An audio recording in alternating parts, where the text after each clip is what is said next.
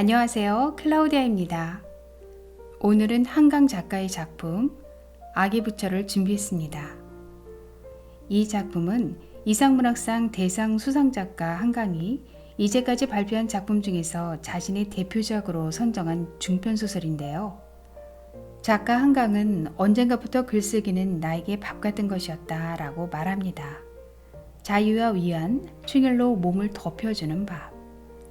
자, 그럼 작품 속으로 함께 들어가 보시죠.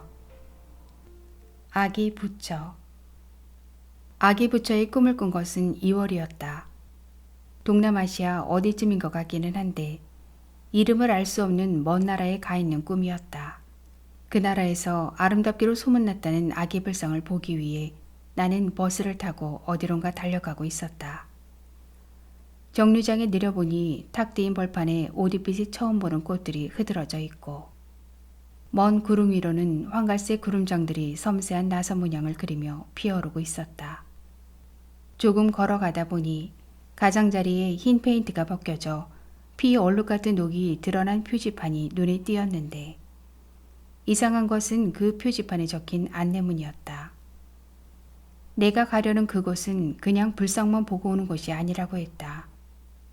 약수를 뜨는 작은 동굴 속에 진흙으로 빚어진 아기 부처가 있는데 그걸 자신의 손으로 주물러서 만들어진 얼굴을 보고 오는 것이라고 했다. 그렇다면 자기가 만든 얼굴을 보기 위해 거기까지 간다는 건가? 의아하기도 하고 그 안내문이 퍽이나 어리석게 느껴지는데 어디서부터 걸어온 사람들인지 색색의 옷을 차려입은 수십 명의 남녀들이 줄을 이어 동굴을 향해 걸어가고 있었다. 나는 그 줄의 끝에 섰다. 앞 사람을 따라 몇 걸음 옮기기 무섭게 갑자기 사위가 어두워졌다. 어느새 나는 약수 뜨는 동굴 앞에 다다라 있었다. 고요했다. 나뭇잎 스치는 소리도 들리지 않았다. 그 많던 사람들이 다 어디로 사라졌나? 나는 허리를 굽히고 캄캄한 동굴로 들어갔다. 흔들리는 촛불 아래 한 얼굴의 형상이 진흙바닥에 어렴풋이 드러나 있었다. 남자인지 여자인지는 분명하지 않았으나 성숙한 어른의 얼굴인 것만은 분명했다. 마치 살아있는 듯 나를 빤히 올려다보고 있었다. 이걸 왜 아기 부처라고 했을까? 눈꼬리가 위로 찢어진 데다 음영하게 입꼬리를 들어올린 그 얼굴이 결코 부처는 아니었다. 나는 손을 뻗어 진흙 얼굴을 주무르기 시작했다. 빤히 올려다보는 듯한 눈을 지우고 다시 빚으려 했으나 빚으면 빚을수록 눈초리는 더 날카로워졌다. 내가 보려고 한 것은 이것이 아니었다. 이것을 보려고 여기까지 왔단 말인가? 나는 고개를 저으며 일어섰다. 이게 뭐더라는 짓이야. 얼굴을 든 순간 비명이 터져나왔다. 동굴은 사라지고 없었다. 가엾이 펼쳐진 모래벌판 가운데 나 혼자 서 있었다. 아득한 빛이 눈을 아리게 했다. 모든 사물에 그림자까지 태워버릴 것 같은 하얀 소금가루만 남겨놓고 나를 몸뚱이째 증발시켜버릴 것 같은 떼약볕이었다. 눈을 뜰 수 없었다. 나는 더듬더듬 앞을 향해 걸어나갔다. 어떻게든 눈을 떠야 했다. 이 벌판에서 벗어날 길을 찾아야 했다. 눈을 떠라, 눈을 떠. 누운 채로 고개를 저으며 베개를 짓이기다 말고 나는 눈을 떴다. 아직 동트기 전이었다. 불투명한 창문으로 스며드는 푸르스름한 새벽빛을 받아 벽에 걸린 내 긴 외투가 고적하게 어깨를 웅크리고 있었다. 나는 몸을 일으켜 앉았다. 그는 깊이 잠들어 있었다. 그의 짙은 눈썹과 콧날과 입과 턱을 쪽빛 차렵입을 위로 윤곽만 드러난 몸을 나는 마치 타인을 보듯 찬찬히 내려다보았다. 내가 운동복으로 갈아입는 동안 그는 가볍게 몸을 뒤척였다. 그 바람에 이불이 흘러내리며 그의 어깨가 비어져 나왔다. 방문을 열려다 말고 나는 그것을 물끄러미 건너다 보았다. 귀족적이라며 특히 여자들이 좋아한다는 그의 희고 매끄러운 살갗은 쇄골 바로 아랫부분부터 빨갛게 일그러져 있었다. 뒤쪽의 흉터는 조금 밑쪽까지 올라가 있어 와이셔츠를 입고 고개를 숙이면 흰 컬러 위로 드러났다. 물론 브라운관에는 그 부위가 비칠 일이 없으나 방송국 동료들을 비롯한 그의 주변 사람들은 그의 목덜미와 화상 자국이 있는 것을 알고 있었다. 그러나 그 흉터가 그의 얼굴과 목의 앞부분과 두 손을 제외한 몸뚱이 전체를 뒤덮고 있는 것은 알지 못했다. 그의 알몸이 얼마나 붉은지, 배 아랫부분부터 삭까지 돋은 음모들이 그 붉게 뒤틀린 피부에 대조되어 얼마나 검은지 아는 사람은 나 외에 없었다. 사고 후 태어난 사춘기 초입의 그를 옷 갈아입힐 때마다 아랫입술을 악물곤 했다는 시어머니는 3년 전 세상을 떠났다. 키가 훌쩍 크고 인매가 야무진 그녀의 모습을 나는 사진첩에서만 보았다. 완벽한 분이셨지. 결혼 전 그는 담담한 얼굴로 자신의 어머니를 회상하곤 했었다. 난 평생 어머니의 반의 반을 따라갈 수 없을 거야. 그러나 그는 거의 완벽했다. 실수라 해봤자 거기가 사소한 것이었다. 문제는 그가 그것을 용납하지 못한다는 것뿐이었다. 전날 밤에도 그는 기분이 언짢아서 돌아왔었다. 넥타이를 풀면서 곧장 냉장고를 향해 걸어가더니 내가 잠이 오지 않을 때마다 마시곤 하는 캔맥주를 꺼냈다. 텔레비전 앞에 놓인 소파에 앉아 그것을 단숨에 들이키더니 그러고도 마음이 안 풀렸는지 배럴당 유가가 대폭으로 상승함에 따라 하고 욕실에서 이부자리에 누워서까지 오래된 LP판 튀듯 똑같은 억양으로 되뇌었다. 그 대목은 그날 9시 뉴스에서 그가 말을 씹었던 부분이었다. 그가 말을 더듬는 그 순간에 나는 거실 바닥에 신문지를 깔아놓고 발톱을 자르고 있었다. 기사가 나가는 동안 발톱을 자르고 데스크에 그가 나오면 손을 멈추고 그의 얼굴을 마주보는 일을 번복하고 있었다.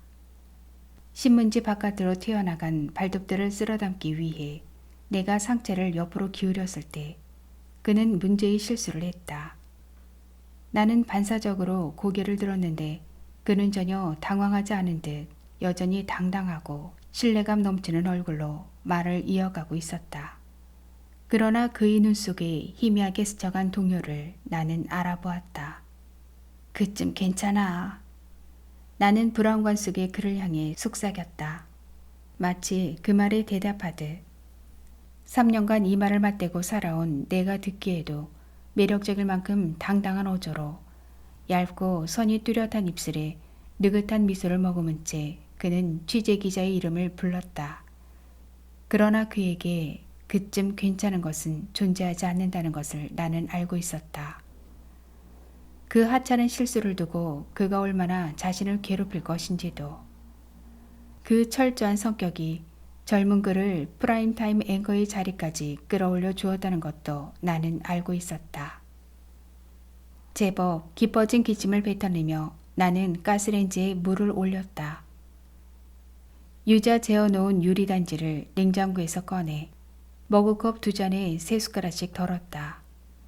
감기에 걸리지 않기 위해 그는 1년을 하루같이 유자차를 마셨다. 덕분에 겨울이 다 지나가도록 별탈이 없었는데 정작 매일 유자차를 타주던 내가 목감기에 걸렸다. 어쩌자는 거야? 내가 생방송 중에 기침하면 좋겠어? 당장 병원 가서 주사 맞아. 처음 내가 기침을 시작한 날 밤 그가 뱉은 말이었다. 좀 있어 보면 낫겠지 뭐. 걱정해주는 그가 고마워 웃으면서 입을 맞추려던 나는 흠칫 놀라 물러섰다. 그가 뒤로 얼굴을 빼며 언성을 높였기 때문이었다. 그의 얼굴에는 진정으로 내 행동을 혐오하는 기색이 역력히 드러나 있었다. 미련하게 버티지 말고 병원 가라니까? 그제서야 약간 미안했는지 그는 얼굴을 찡그리는 듯 웃었다. 당신도 좀 조심해줘야지. 보통 여자들같이 그러면 어떻게 해? 그러더니 그는 욕실에 들어가 문을 열어놓은 채 1시간 전에 했던 양치질을 다시 했다. 일단 보통 칫솔로 닦고 나서 부드러운 모의 칫솔에 액상치약을 발라 구석구석 잇몸까지 마사지하고 구강 청정액으로 입과 목젖을 헹군 뒤에야 그의 양치질은 끝나곤 했다. 오한 때문에 팔짱을 단단히 끼고 서서 나는 그날따라 더욱 길고 세밀한 그 공정을 지켜보고 있었다. 욕실을 나오며 그는 재차 다짐했다. 당장 내일 병원에 가. 알았어? 그때 그가 조금만 웃어주었다면, 마치 그 일에 모든 것을 건 사람처럼 진지하지 않았다면, 나 자신이 병원죄를 품은 숙주처럼 느껴지지는 않았을 것이다. 그러나 그랬다면 그답지 않은 일이었으리라. 머그잔을 들고 신 유자향을 맡으며 나는 언제나처럼 망설였다. 나는 유자차를 좋아하지 않았다. 차는 물론 달았고 점여진 유자는 더욱 달았다.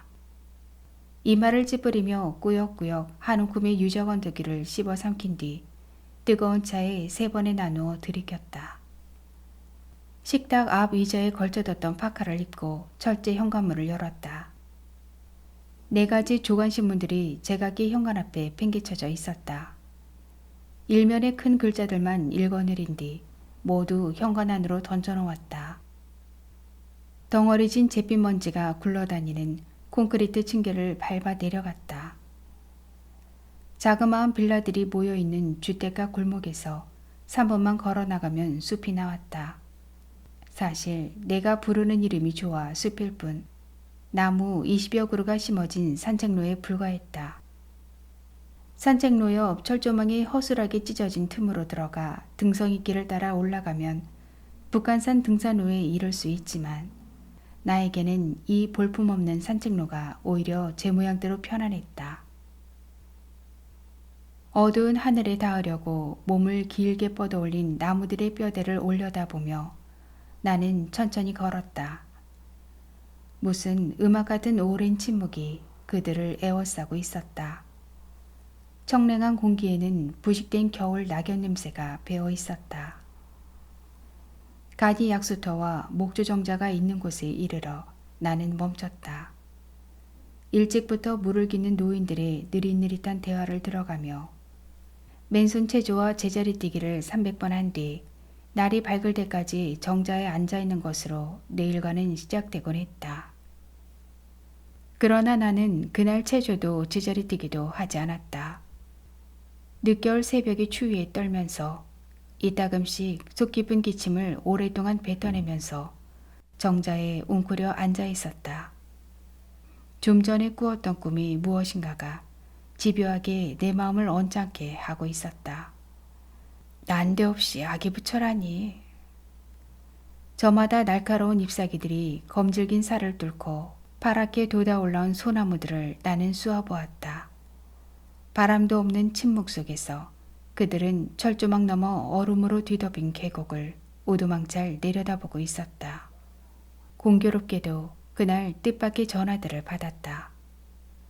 태교책의 사파를 그려 불과 이틀 전에 갖다줬던 출판사에서 이번에는 아동의 언어장애 치료에 관한 책에 들어갈 사파 44것을 청탁해왔다. 신선했어요. 여태까지 우리 유아신서 사파가 좀 따분한 편이었는데 젊은 감각으로 그려주니까 저자도 좋아하더라고요. 가만히 있으면 새침한 소녀같이 입을 내밀고 있는 것처럼 보이는 단발머리 편집장의 목소리는 유쾌했다. 뒤이어 저녁 무렵에는 재작년 가을에 바람을 맞고 쓰러졌던 어머니가 마침내 지팡이 없이 걸을 수 있게 되었다는 오빠의 전화가 걸려왔다. 이제는 운동장 돌 때 내 손 안 잡아도 된다면서 기뻐하시는구나. 새벽마다 어머니의 손을 붙들고 집 근처 고등학교 운동장을 3바퀴씩 달팽이 걸음으로 돈 뒤 출근하곤 했던 오빠의 목소리는 한음조 높아져 있었다. 그의 뉴스 시간이 가까웠을 때 다시 전화벨이 울렸다. 어머니인가? 어머니의 성격으로 보아 그럴 리 없는데도 어쩐지 기꺼운 마음이 되어 수화기를 들었다. 성우처럼 아름다운 목소리의 여자가 내 이름 석자를 정확히 발음했다. 전데요? 대답하자 여자는 자신의 이름을 밝혔다. 모르는 이름이었다. 여자가 물었다. 그분이 얘기한던가요? 이 여자가 그분이라고 부르는 사람이 누군지 나는 더욱 의아해졌는데 더욱 의의 말이 수화기 저편에서 건너왔다. 그분하고 저 내일로 꼭 6개월이 돼요. 고백하자면 그때 나에게 정작 놀라웠던 것은 그 여자의 말보다 그것에 이끌려 나온 내 마음의 반응이었다. 뭐가 6개월이 된다는 건가? 하고 어리석고 멍한 의문이 있었고 이어 그랬었구나 하는 잘 맞추어지지 않던 퍼즐 조각이 마침내 들어맞는 순간과 같은 작은 쾌감이 일었다. 방송만 끝나면 집으로 곧장 돌아오던 그가 몇 달째 종종 늦었던 까닭. 늦은 이유를 설명해 놓고는 시간을 두고 내 반응을 살피는 기색이었던 까닭. 들떴다가 침울했다가 유달리 감정이 기복이 심했던 까닭이 한 가지 답으로 모아진 것이다. 뒤이어 나에게 엄습해온 것은 더욱 뜻밖의 것으로 마치 강한 파도가 가슴을 치는 듯한 여름 한낮에 한 바가지 냉수를 뒤집어 쓴 것 같은 후련함. 후련하다 못해 일말의 자유까지 느끼게 해주는 통쾌함이었다. 여자와의 통화가 끝난 것은 9시를 알리는 시그널이 끝난 시각과 일치했다. 아마 그것은 우연이 아니었을 것이다. 브라운관에서 눈을 떼지 않은 채 나는 수화기를 내려놓았다. 그는 언제나처럼 진지하게 그 진지함에 일생을 건 사람처럼 간절하게 인사말을 했다. 이편을 그 기응시하는 그의 눈을 실은 프롬부터에 비친 자신의 원고를 읽고 있을 잘생긴 눈매를 바라보다가 나는 피식 웃었다. 입가로 비어져 나왔던 웃음이 얼굴로 번지는가 싶더니 급기야 발바닥 가운데가 간질간질한 듯한 감각이 몸 전체로 번져갔다. 웃음이 그쳤다가도 그의 얼굴만 나오면 다시 발작적으로 터져나왔다. 숨을 헐떡이며 생리적인 눈물을 닦으며 여전히 킥킥대며 나는 리모컨의 오프 버튼을 눌렀다. 형광등을 켜지 않았던 데다 텔레비전이 꺼지자 거실은 어둡고 고요했다. 어둠 속에서 들리는 것은 내 불규칙한 숨소리뿐이었다. 심호흡 3번을 한 뒤 나는 일어서서 베란다로 다가갔다. 불투명한 안쪽 유리창을 열자 바깥 유리 너머로 이 빌라의 맞은편 동이 건너다 보였다. 바깥 유리까지 열자 얼굴을 쏘는 듯한 바람이 밀려 들어왔다. 저 불 켜진 창틀 안에서 모두 뉴스를 보고 있나? 변두리 산밑 주택가의 밤은 고요했다. 바람은 성에같이 차가웠다. 건너편 어느 집에선가 환기를 시켜놓고 설거지를 하는지 달그락거리는 소리가 새어나오고 있었다. 어렴풋이 고등어 굽는 냄새가 흘러왔다. 빨리 가자. 왜 빨리 가? 감기 드니까 빨리 가야지. 왜 감기 들어? 네 옷이 얇으니까 그걸 말이라고 자꾸 대꾸를 하니? 빌라 앞 주차장에서 젊은 엄마가 신경질적인 어조로 아이를 재촉하고 있었다. 타닥타닥 운동화를 끄는 아이의 발소리가 고스란히 울려왔다. 그때였다. 눈을 깜빡이지도 않았는데 마치 암전되듯, 아니 암전이라면 어두워지는 것일 텐데 반대로 어둠이 꺼지고 날카로운 빛이 두 눈을 찔렀다. 마치 정수리에 벼락이라도 맞은 것 같았다. 동굴 속에서 나를 올려다보던 일그러진 얼굴이 그 빛 속에서 양각처럼 도드라졌다. 환영은 사라졌다. 바람은 여전히 선뜩하게 내 얼굴을 훑고 있었다. 왜 그걸 아기 부처라고 했나? 마치 생시에 본 부조리한 것들에 대해 의문을 품듯 나는 눈살을 찌푸렸다. 기침이 개어져 나오기 시작했다. 창문을 닫고 뒤돌아서자 내 검은 그림자가 어두운 거실 바닥을 지나 맞은편 벽까지 길게 구부러져 있었다. 다음 날 그가 점심 약속이 있다며 10시 반쯤 집을 나서는 것을 보고 나도 출판사로 갔다.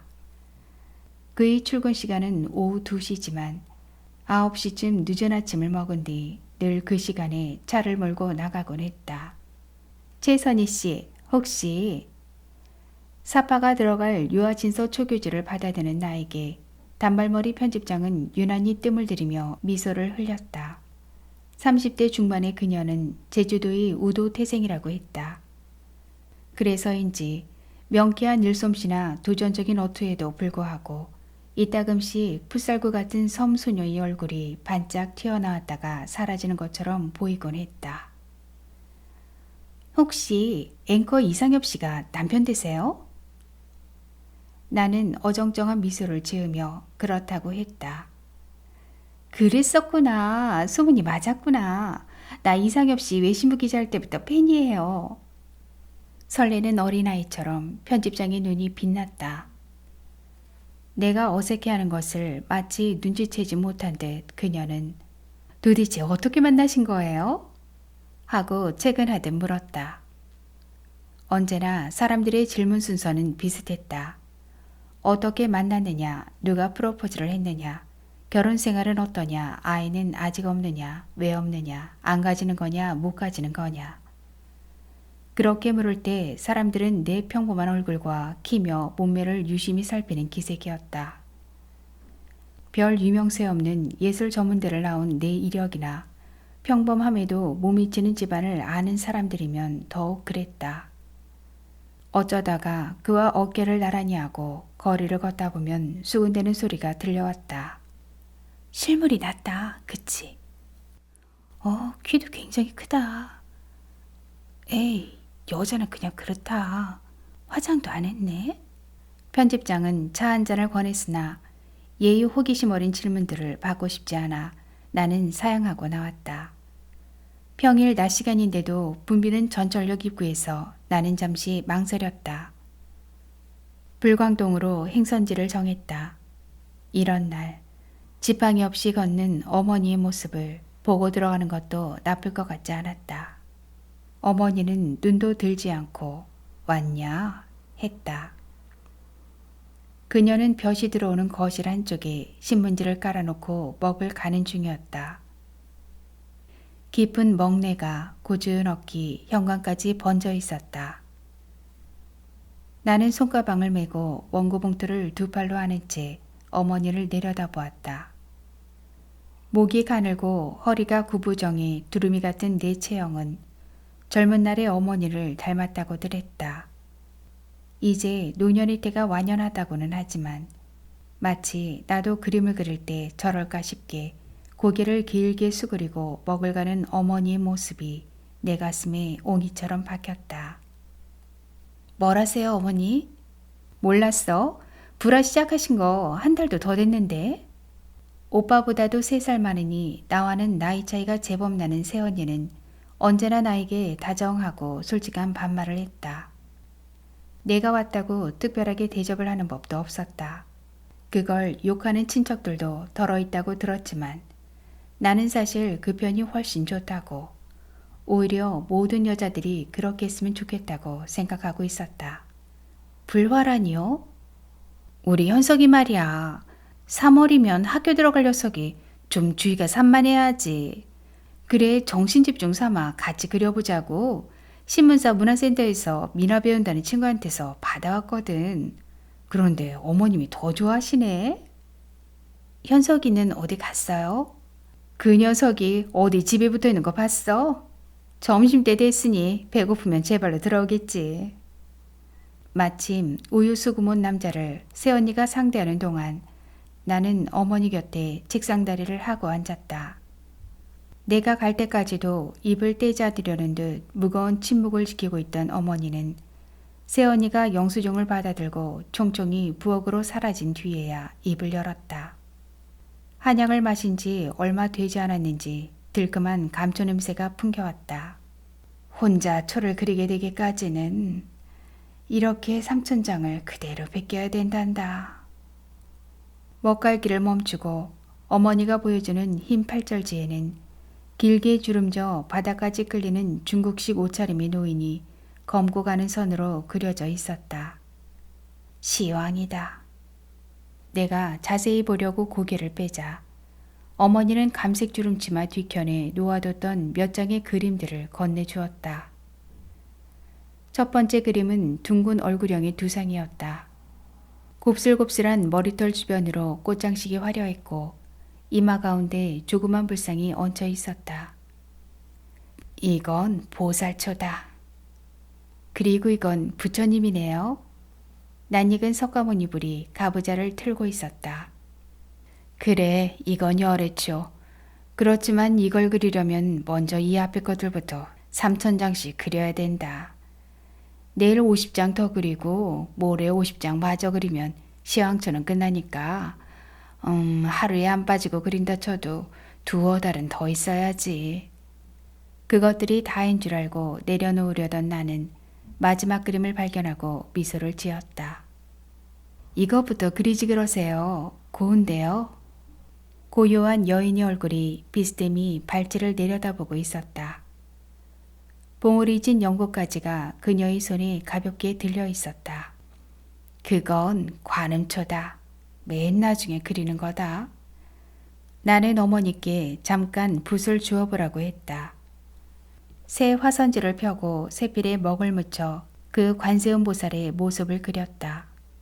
재주가 있기는 있구나. 하지만 찬찬히 내 그림을 들여다보더니 어머니는 고개를 저었다. 나무라듯 그녀는 말했다. 그렇게 해서는 안 되는 거다. 부처님 앞에 절하듯이 한 장 한 장 그대로 베끼기부터 해야 되는 거야. 주름 하나 어깨선 하나 다르지 않게 하려면 그렇게 해서는 안 된다. 어머니는 시황초 위에 화선지를 올려놓은 다음 자세를 단정히 했다. 붓에 먹을 묻힌 뒤 직각으로 세워 정확한 자세로 붓질을 시작했다. 곡선에 따라 정성스럽게 옷을 그리고 얼굴을 그리고 마지막으로 눈을 찍은 뒤 한 장을 반드시 옆에 놓았다. 다시 자세를 바로 하고는 새 화선지를 깔고 같은 그림을 처음부터 베끼기 시작했다. 어머니의 얼굴은 잠옷 진지했다. 나는 언제나처럼 조용한 거리감을 느끼며 물러앉아 있었다. 어머니는 늘 그랬다. 깊은 산같이 속내를 알 수 없고 어려웠다. 일찍부터 아버지 노릇까지 겸한 탓이라고 당신 스스로 고백한 적이 있긴 했지만 어린 시절 친구 집에 갔다가 사근사근하고 따스한 엄마들을 보면 부럽고도 낯설게 느껴졌다. 꼭 필요한 말이 아니면 할 줄 모르는 내 성격은 어머니로부터 배운 것이리라. 어머니는 심지어 눈물 흘릴 줄도 몰랐다. 어쩌다가 내가 눈물을 보이면 두껍고 거친 손바닥이 날아오곤 했다. 나는 어머니 이상 손때가 매운 사람을 알지 못한다. 매를 맞으며 아파서 울면 더 세차게 손바닥이 날아왔다. 어깨에, 등짝에, 허리에. 눈물로 세상을 버티려고 하지 마라. 때리는 사람도 힘들었던지 호흡을 고르며 그러나 당신의 매질에 감정이 없었다는 것을 보이려는 듯 가라앉은 음성으로 어머니는 되뇌곤 했다. 눈물 따위로 버틸 생각은 처음부터 하지 마. 평생 힘들다는 말 한마디 없이 늘도록 새벽부터 밤까지 한복 짓는 일로 생계를 잇고 두 남매를 가르친 그녀는 무슨 예감이 있었는지 바람을 맞기 전날 며느리에게 말했다고 했다. 내 살아온 동안 쌓아온 것들이 고스란히 내 병이야. 이제 와서 보니 후회가 되는구나. 한평생 칼을 품고 살아왔던 것 같으니. 이러고 있으면 마음이 편안해진다. 한 장 더 그릴 때마다 붓이 그만큼 가벼워진다. 어머니는 벼루에 물을 조금 붓고 다시 먹갈기를 시작했다. 염색물이 빠져 희끗희끗한 가마가 어머니 팔동작에 따라 흔들렸다. 저렇게 똑같은 그림을 정말 3,000장씩 베껴낼 생각인가? 이 서방은 어떠냐? 매일 텔레비전으로 문안 인사 받으니 잘 있겠거니 한다만 내 얼굴을 보지 않은 채 어머니는 물었다. 네, 잘 지내요. 어머니도 나도 침묵했다. 붓질을 하는 동안 어머니는 잠시 이 세상을 떠나 있는 것 같았다. 그 그림 속으로 어머니의 말과 생각, 바람 빠진 무 같은 몸뚱어리까지 빨려 들어가 있는 것 같았다. 새언니가 슬리퍼를 끌고 부엌에서 나왔을 때 나는 코트를 들고 일어섰다. 왜 이렇게 금세 가? 점심 먹고 가. 금방 현석이도 올 텐데. 가서 일해야 돼요. 아까 들으니까 간혹가다 기침도 하던걸? 내가 콩나물국 끓여줄게. 일이 밀려서 정말 가봐야 돼요. 화선지에서 눈을 떼지 않은 채 어머니가 말했다. 살펴가라. 안 나가마. 지팡이 없이 걷는 어머니를 보러 갔던 나는 끝내 어머니가 일어서는 모습을 보지 못하고 집으로 돌아왔다. 12시를 조금 넘기고 들어온 그의 얼굴을 나는 언제나처럼 낯선 눈으로 올려다봤다. 그날 밤 뉴스를 보지 않아 더 낯설어 보였는지도 모른다. 파르스름하게 면도한 턱, 감각 있게 맞춰 입은 넥타이와 와이셔츠, 깎은 듯 잘생긴 콧날을 보며 나는 내가 배신감 따위 느끼지 않았다는 것을, 오히려 그가 연애 중이라는 사실을 신선하게 받아들이고 있다는 것을 깨달았다. 다 같이 술 한잔 했어. 그 입에서 엷은 맥주 냄새가 났다. 평소 같으면 전화 한 통쯤 해주지 그랬어 라고 했을 것을 나는 잠자코 있었다. 그는 넥타이를 풀고 셔츠를 벗었다. 붉은 맨팔을 드러낸 채 언제나처럼 욕실문을 열어놓고 긴 양치질을 했다. 그는 4가지 치약을 놓고 썼다. 주겸이 든 한방 치약과 불소가 든 치약과 항균 성분이 강화됐다는 신제품, 그리고 액상 치약이 그것들이었다. 제각기 다른 좋은 성분들이 들어있으므로 돌아가면서 앞이 3가지 치약으로 닦아주는 것이 좋고 액상 치약으로는 치아 사이에 낀 치석까지 제거할 수 있다는 것이 그의 설명이었다. 세면대 거울에 비친 그의 얼굴은 진지하게 양치질에 몰입해 있었다. 나를 보고 있지 않은 그의 눈을 향해 지나가는 말을 하듯 물었다. 그 여자가 알아? 입술 위로 넘친 치약 거품을 물고 거울 속에 그가 나를 보았다. 칫솔질을 멈춘 그의 손등으로 흰 거품이 흘러내렸다. 나는 긴장하고 있었다. 그에게 상처를 줄 것이 분명한 말을 꺼내기 위해 나는 망설였다.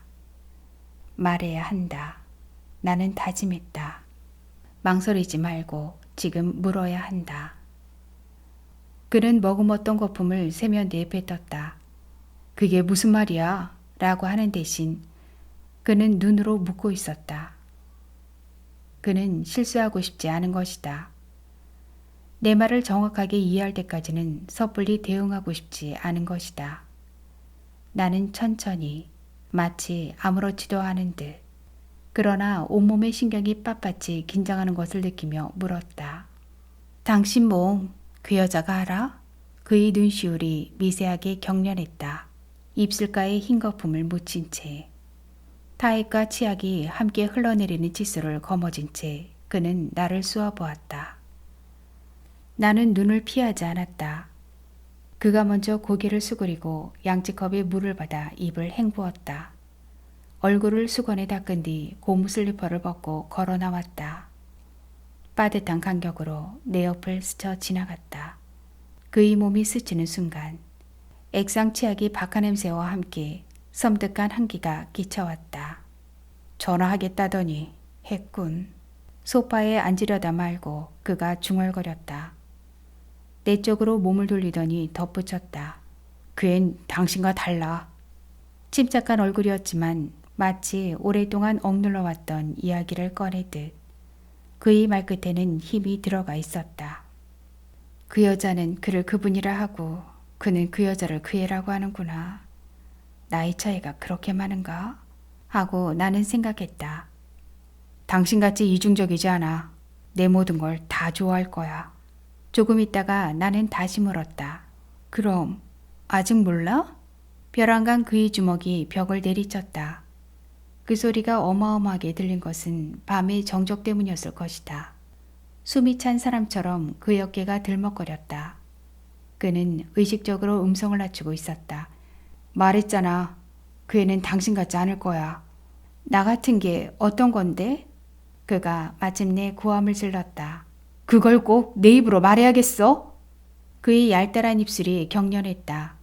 단정한 콧구멍이 흥분으로 벌름거렸다. 이 사람은 화를 낼 때 잎이 왼쪽으로 약간 틀어지지. 그걸 한동안 잊고 있었어. 나는 막연히 그런 생각을 하고 있었다. 난 바라는 게 없어. 그의 흥분이 식기를 기다려 나는 말했다. 그래서 그 사람대로 바라는 대로 하라고 했어. 그는 대답 없이 내 눈을 똑바로 쏘아보았다. 이 순간 그의 눈에서 번쩍이는 것이 무엇일까? 증오일까? 경멸일까? 분노일까? 나는 말없이 그의 얼굴을 올려다보고 있었다. 성우같이 부드럽고 아름다운 목소리로 여자는 나에게 말했다. 두 분 사이에 애정이 없으시다고 들었어요. 같은 이불을 덮고 자긴 하지만 각방을 쓰는 거나 마찬가지라고 하던데요. 그녀는 마치 쪽지라도 적어두었던 것처럼 정확한 논리로 그녀가 전화한 이유를 설명했다. 그분은 자신에게 이런 일이 생긴 것을 괴로워하시는 것 같아요. 아시겠지만 완벽주의자시잖아요. 그래서 얘기를 꺼내는 걸 꺼리시는 것 같아요. 그래서 그분 모르게 제가 전화한 거예요. 그녀는 그를 사랑한다고 했다. 아니, 그녀의 말씨로 미루어 보자면 존경한다는 표현이 더 어울렸을 것이다. 사랑하는 사람들끼리 사는 게 좋지 않느냐고. 만일 내가 그에게 애정이 없다면 더 이상 같이 사는 게 무슨 의미가 있느냐고 그녀는 말했다. 전화로 이런 이야기 하는 거나 듣는 거나 편치 않으니 한번 만나자고도 했다. 만날 필요가 있나요? 라고 나는 말했다. 저는 바라는 게 없어요. 그쪽이 바라는 대로 하세요. 라는 말은 마치 오래 준비해두기라도 한 것처럼 순순히 내 입에서 흘러나왔다. 그녀의 말맞다나 완벽주의자이고 때로 독단적인 그의 성격이 권위적인 것이나 틀에 박힌 것을 싫어하는 내 성격과 잘 들어맞지 않는다는 것을 나는 처음부터 알고 있었다. 그의 지나치게 화려한 직업도 마음에 들지 않았다. 그렇다고 해서 진심으로 그를 사랑한다 헤어져서는 살 수 없을 것 같다는 것도 아니었다. 세간의 조명을 한 몸에 받는 남자가 나처럼 평범한 여자에게 관심을 가진 데 대한 놀라움이 오히려 더 큰 비중을 차지하고 있었을 것이다.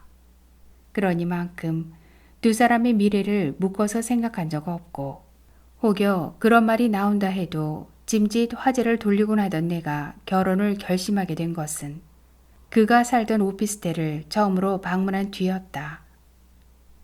식탁을 사이에 두고 함께 커피를 마시며 담소를 나누다가 무슨 말인가를 꺼낼 듯 말 듯 망설이던 그는 찻잔을 내려놓고 일어섰다. 곁으로 오려는 건가? 의아해하는 나를 건너다 보며 그는 와이셔츠 단추를 풀기 시작했다. 중학교 때 집에 불이 났었어. 마지막 단추를 풀기 위해 와이셔츠를 바지에서 꺼내며 그는 말했다. 큰 불이었어. 다행히 죽거나 불구가 된 식구들은 없었지. 아버지가 공무원이어서 도움도 제법 받았고 뿔뿔이 친척집으로 흩어졌던 식구들은 몇 년 뒤 마련한 전셋집에서 다시 시작할 수 있었어. 그가 와이셔츠를 다 벗기 전에 나는 이미 숨을 죽이고 있었다. 러닝 셔츠를 벗고 바지를 벗고 팬티만 걸친 채 그는 내 앞에 우뚝 섰다. 식탁 위에 매달린 30와트 백열등이 그의 붉게 일그러진 알몸을 비스듬히 비추었다. 이제 알겠지? 내가 여름에도 긴 셔츠만 입는 이유를.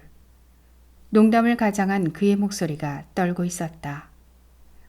수영장에 안 가는 이유, 와이셔츠 윗단추를 풀지 않은 이유를 알겠지? 침덩어리를 삼키는 그의 목울대가 격렬했다. 그의 눈은 헤아릴 수 없는 용기와 두려움을 함께 담은 채 번들거리고 있었다. 나는 일어서서 그에게 다가갔다. 실루기는 뺨을 쓸어준 뒤 떨고 있는 그의 입술 위에 입술을 포겠다. 나는 그의 흉터와 용기를 함께 받아들이기로 했다. 아니, 바로 그 흉터가 나에게 안겨준 충격 때문에 평생 숨기고 싶었을 알몸을 보여줄 만큼 나를 신뢰해준 데 대한 고마움 때문에 그를 받아들였다는 편이 옳을 것이다. 결혼을 준비하면서 우리는 몇 가지 공통점을 서로에게 발견했다. 강한 성품의 어머니 밑에서 외롭게 자랐다는 것. 그다지 넉넉하지 않은 집안의 태생이라는 것. 피차 누군가로부터 재정적인 도움받기를 죽기보다 싫어한다는 것. 그러나 보물찾기처럼 발견해낸 그 귀중한 공통점들에도 불구하고 결혼 초부터 우리의 관계는 삐걱거렸다. 치밀한 성격의 그는 예상치 못한 사소한 일로 평정이 무너져버리곤 했다. 그 무섭도록 철저한 성격의 내면에 어떤 불안이 도사리고 있었기에 그랬을까? 일단 이성을 잃으면 그는 자신의 감정을 자제하지 못했다. 나에게 싹수 없고 기껏 남 좋은 일이나 하고 있다며 무슨 보람으로 그까진 일에 매달리는지 모르겠다고 내 작업을 비난하기도 했다. 깊은 밤이면 예전에 서너 번 만난 적이 있었을 뿐이라는 여자에서부터 광적인 여고생 팬까지 촉촉히 술에 젖은 목소리로 혹은 울먹이는 음성으로 전화를 걸어오곤 했다. 여느 신혼의 부부들처럼 우리는 종종 다투었다. 단지 다른 점이 있다면 다투고 난 뒤면 내 마음이 이상스러울 만치 냉정해졌고 사리를 품지 않은 서늘한 마음으로 차라리 그가 죽어버렸으면 하고 바랐다는 것이다. 방송을 끝내고 돌아와야 할 시간이 1시간쯤 지나면 그가 사고라도 당했기를 바라는 자신을 발견하며 놀라곤 했다. 상복을 입은 내 모습을 상상하면 어쩐지 마음이 편해졌다. 언제부턴가, 아니 어쩌면 처음부터 나는 그의 흉터가 몸에 닿는 것이 괴로웠다. 가슴에 닿는 감촉이 싫어 몸을 섞을 때면 상의를 벗지 않으려 했고 그나마 나도 모르게 될 수 있으면 잠자리를 피했다. 그가 안으려 하면 잠에 취한 척하며 돌아 누웠다. 그가 손을 뻗으면 잠결인 척 밀어내버리곤 했다. 싸움은 횟수를 거듭할 때마다 조금씩 격렬해졌다. 그가 화를 내면 나도 함께 화를 냈다. 시작이 어려웠을 뿐 감정의 폭발이라는 것도 시간이 흐름과 함께 습관이 되었다. 머리가 뜨거워지며 이성이 마비되고 분노가 끌어넘치는 대로 온몸이 그 폭발에 반응하는 순간, 그 불꽃 튀는 순간들이 지나고 나면 나는 허탈감에 잠긴 채 작업실에 주저앉아 시간을 보내곤 했다. 이따금 나는 속으로 중얼거렸다. 하루하루를 인내하고 있는데, 내 몸을 견디며 살아주고 있는데 어떻게 네가 나한테 이럴 수가 있니? 사람들은 미처 눈치채지 못했을지 모르지만 나는 내 그림에서 무엇인가가 급속히 떨어져 나가고 있는 것을 느낄 수 있었다. 그것은 다름 아닌 여유였다. 나와 세계 사이의 고요한 공간, 그 공간 속에서 한번 몸을 뒤틀었다 나오던 미소였다. 그러던 어느 일요일 아침, 몸이 찌뿌둥해 운동이 필요하다는 그와 함께 집을 나섰다. 무더위가 시작되던 즈음이었다. 산책로의 철조망이 길게 찢어진 틈으로 들어가 북한산 등산로를 탔다. 말없이 오르막길을 오르다가 나는 멈춰섰다. 왜 안 오는 거야? 위쪽 둔턱에 서서 짜증을 내는 그에게 나는 말했다. 딱따구리. 뭐? 참 딱따구리를 봤어. 이렇게 천천히 걸어서 무슨 운동이 되겠어? 주먹만한 딱따구리가 나무 둥지를 쪼고 있었다. 새끼인지 부리가 연하고 작아 바지런히 쪼아대도 나무 껍질은 까딱하지 않는 것처럼 보였다. 그를 따라잡았을 때 그는 여전히 찡그린 얼굴을 하고 있었다. 그를 연화문 발짝 앞세우고 나는 걸었다. 그때 좁다란 등산로 반대편에서 걸어오는 남자를 봤다. 남자라기보다는 남자애라고 불러야 할, 기껏해야 21~22살밖에 되지 않았을 앳된 얼굴이었다. 연하게 물이 빠진 청바지를 입은 그 애는 상체에 아무것도 걸치지 않고 있었다. 눈부시게 흰 몸이었다. 근육이 붙은 것은 아니지만 군살이 없었고 그렇다고 마르지도 않았다. 지극히 평범한 그 반나이 몸에서 나는 눈을 뗄 수 없었다. 온몸의 핏방울들이 머리끝으로 몰려올라와 곤두섰다. 그 남자애의 가슴을 만지고 싶었다. 그 매끄러운 살갗에 젖가슴을 부비고 싶었다. 내 매끄러운 몸이 그의 몸에 스치는 느낌. 부드러운 살길이 찰지게 문질러지는 느낌을 맛보고 싶었다. 길이 좁았으므로 남자의 어깨는 내 어깨를 가볍게 스쳐 지나갔다. 새빨갛게 귓불을 물들인 채 나는 눈을 들이깔고 숨을 몰아쉬고 있었다. 오르막길이 끝났다. 전망이 트인 벼랑에 다다르자 67명의 등산객들이 옹기종기 앉아 오이를 깎아 먹거나 수통의 물을 마시고 있었다. 그의 옆모습도 보였다. 그는 여전히 찡그린 얼굴로 벼랑 저편의 바위산을 건너다보고 있었다. 나는 그에게 다가가 곁에 섰다. 그는 소매가 손목까지 내려오는 흰 폴로 셔츠에 베이지색 면바지를 입고 있었다. 유난히 땀이 많은 체질이지만 그는 라운드티를 입지 못했다. 폴로 셔츠에 붙은 컬러는 와이셔츠보다 낮아 목덜미 흉터가 더 넓게 드러났다. 바위 위에 걸터앉은 중년 남자들이 그것을 내려다보며 무엇인가를 수군대고 있었다. 그들은 진작 그의 얼굴을 알아봤고 그 흉터에 대해 이야기하고 있는 것이었다. 벼랑 밑으로 빽빽히 우거진 나무들을 나는 굽어보았다. 무섭도록 둔탁한 초록색이었다. 그 무성한 잎사귀들이 마치 열대의 밀림처럼 거대한 육식동물처럼 대지를 집어삼키고 있는 것 같았다.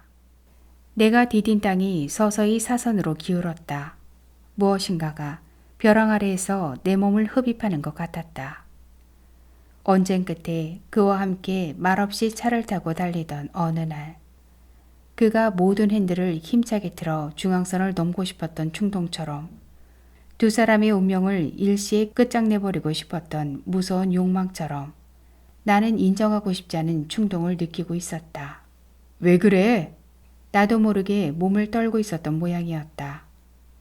그는 이맛살을 찌푸린 채 재차 물었다. 왜 그렇게 떨어? 그 끝에서 불안하게. 항자외선 크림을 바르고 흰 책모자를 쓴 그의 얼굴은 갓 다려입은 폴로 셔츠 위로 뽀얗게 피어나 있었다. 그의 셔츠를 찢고 싶은 충동이 치민 것은 그때였다. 그의 추한 몸뚱이를 햇빛 아래 고스란히 발가벗기고 싶었다. 아까부터 그를 힐끔대는 중년 남자들을 향해 내보이며 소리치고 싶었다. 그 상상으로부터 물러서듯 나는 뒷걸음질 쳤다. 괜찮아. 피곤해서 그래. 그날 집으로 돌아올 때까지는 괜찮았다. 그는 먼저 씻으러 욕실로 갔다. 나와 그가 쓰던 책모자를 들여놓으려고 안방문을 열자마자 나는 주저앉았다. 앞이 보이지 않았다. 나는 무릎걸음으로 기어 안방을 빠져나왔다. 차가운 거실 바닥에 모로 누워 눈을 감았다. 열이 오르고 있었다. 무엇으로 지지는 것처럼 정수리가 뜨거웠다. 마치 보이지 않는 짐승의 흙반이 그 지진 자리에 달라붙어 의식을 빨아들이는 것 같았다. 따끔따끔한 감각을 뺨에 느끼며 나는 깨어났다. 어떻게 된 거야? 그의 목소리가 들렸다. 이어 그의 얼굴이 시야에 들어왔다. 방금 때린 뺨을 어루만지려 하는 그의 흰 손을 밀어냈다. 고개를 돌려 안방을 보았다. 보였다. 8자 원목 장롱이 보이고 그와 함께 누워야 할 마지기부 자리가 보였다. 들어가서 누워. 그는 내 몸을 일으켰다. 그가 허리를 부담고 이끄는 대로 안방에 들어선 순간 다시 사물의 윤곽이 지워졌다. 내렸던 열이 이마로 솟구쳐 올라왔다. 토할 것처럼 명치께가 일렁였다. 나는 안간힘을 다해 그의 손을 뿌리쳤다. 제발 이거나. 물에 빠진 사람처럼 두 팔을 허우적대며 나는 벽을 붙들었다. 나가야겠어. 그는 놀란 것 같았다. 어딜 간다는 거야? 잠깐만. 나는 헐떡이며 말했다. 잠깐만 쉬었다가 나갈 거야. 눈을 감았다 떴다. 여전히 안 보였다. 스트레스와 같은 정신적 이유로 이런 증상이 일어날 수 있다는 말을 언젠가 들은 기억이 있었다. 침착해. 나는 자신에게 속삭였다. 심호흡을 했다. 괜찮아. 침착해. 너는 저 방에 들어가지 않아. 평생. 다시는 저 이부자리에 눕지 않을 거야. 그러니까 침착해. 조금씩 밝아졌다. 빛은 빛끼리, 어두운 것은 어두운 것끼리 엉기며 사물들이 차츰 제 모습을 찾아갔다. 어딜 가는 거야, 그 몸으로? 어깨를 붙드는 그의 얼굴을 외면하며 나는 거칠게 현관문을 닫았다. 필사적으로 벽을 짚으며 층계를 내려갔다. 갈 곳이 없었다. 불광동 오빠네로는 가고 싶지 않았다. 결혼한 대부분의 친구들은 휴일이니 남편과 함께 있을 것이었다. 간혹 혼자 사는 친구들은 대부분 지방에 내려가 교편을 잡고 있었다. 저녁에 내리는 산책로를 따라 허전허전 걸어갔다. 계란 속껍질같이 희끗하고 맨질한 것이 눈자 위로 어른거렸다. 땅 위에 무엇이 있는지, 내 발이 무엇을 밟고 가는지 알 수 없었다. 이따금씩 철책을 짚으며 쉬었다가 기력을 차린 뒤 다시 발을 내디뎠다. 노인들과 중년 여자들이 옹기종기 모여있는 정자에 다다랐다. 거기 나무 기둥에 기대 걸터 앉았다. 무성한 갈잠나무 숲이 내 앞에 펼쳐져 있었다. 계곡에 물 흐르는 소리, 아이들이 서로 물을 끼얹으며 질러대는 소리가 휴일 숲이 오후를 채우고 있었다. 풀벌레 소리가 지적에서 들려왔다. 그 소리들의 귀를 기울이며 숨을 고르는 동안 시야가 차츰 맑아졌다. 온전히 사물들이 또렷해졌을 즈음 나는 내가 돌아갈 곳이 집뿐이라는 당연한 사실을 확인하고 있었다. 매우 중요한 진실 하나가 계시처럼 마치 누군가 뇌귀에 속삭인 것처럼 떠올랐다. 나는 처음부터 그를 사랑하지 않았다. 믿기지 않는 일이었지만 나는 그의 흉터 때문에 그를 사랑한다고 생각했고 이제 그 흉터 때문에 그를 혐오하고 있었다. 그의 흉터가 다만 한 겹 얇은 살갗일 뿐이라는 것을 나는 분명하게 알고 있었다. 그러나 그 안다는 것이 내 마음의 얇은 한 겹까지 벗겨내주지는 못했다. 그것은 그의 잘못이 아니었다. 죄가 있다면 모두 나의 것이었다. 삶이 얼마나 긴 것인지 몰랐던 죄. 몸이 시키는 대로 가지 않았던 죄. 분에 넘치는 정신을 꿈꿨던 죄. 분에 넘치는 사랑을 꿈꿨던 죄. 자신의 한계에 무지했던 죄. 그러고도 그를 증오했던 죄. 마음 깊은 곳에서부터 가학했던 죄. 내가 현관으로 들어서자 그는 침통한 얼굴로 말없이 내 얼굴을 살폈다. 나는 타인처럼 서먹서먹하게 그의 얼굴을 보았다. 자신도 모르는 사이 버림받은 소년의 얼굴. 깊숙이 흉터를 숨긴 얼굴로 그는 오독하니 서 있었다. 그날 이후 우리의 관계는 바뀌었다. 나는 타인의 그것처럼 그의 흉터를 보았다. 타인에게 호의를 베풀듯이 그에게 호의를 베풀었다. 세계가 다른 방식으로 보이기 시작했다. 나는 모든 것을 낯설게 그리고 오래 바라보았다. 선한 것과 악한 것, 의무와 책임과 방기, 진실과 거짓 따위가 내 눈앞에서 경계선을 무너뜨려 갔다. 나는 그 혼란에 더 이상 놀라거나 당혹스러워하지 않았다. 다만 잠자코 바라보았다. 그 간격이 나를 구해주었다. 우리는 더 이상 싸우지 않았다. 나는 더 이상 그를 미워하지 않았다. 다시 평화가 찾아오자 나는 다시 작업에 열중할 수 있었으며 예전보다 더욱 내 일을 사랑하게 되었다. 어머니가 그랬듯 나는 평생 동안 손을 움직여 작업하며 살아갈 것이었다. 작업실에 온종일 틀어박혀 있으면 나는 자유로웠다. 몰입만큼 자유를 주는 것이 어디 있는가. 작업에 충실하기 위해서는 건강을 관리해야 했다. 매일 아침 운동을 하고 작업 중간중간 스트레칭을 하고 영양소를 고려해 요리를 해먹었다. 그와도 좋은 관계를 유지하려 노력했다. 항시 시한폭탄을 운반하는 사람 같은 그의 성마른 성격이 자신의 흉터로부터 되도록 멀리 상승하려는 몸부림 때문이라는 것을 이해했고 그 긴장을 더 이상 감당할 수 없을 때 폭발한다는 것도 알게 되었다.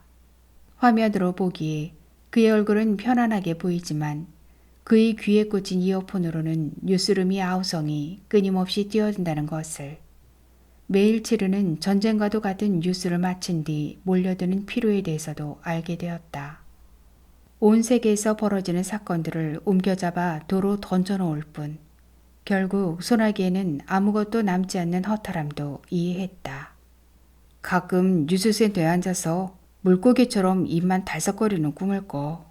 아무리 입을 움직여도 목소리가 안 나와. 7시 뉴스 할 때가 좋았어. 프라임타임은 힘들어. 칸칸이 불 켜진 아파트 창문들을 생각하면 어지러워. 그 사람들이 모두 날 보고 있다고 생각하면. 시간이 흐르자 기분이 좋을 때면 어린아이와 입 맞추듯 그에게 소리내어 키스할 수 있었다. 농담을 건네고 함께 웃기도 했다.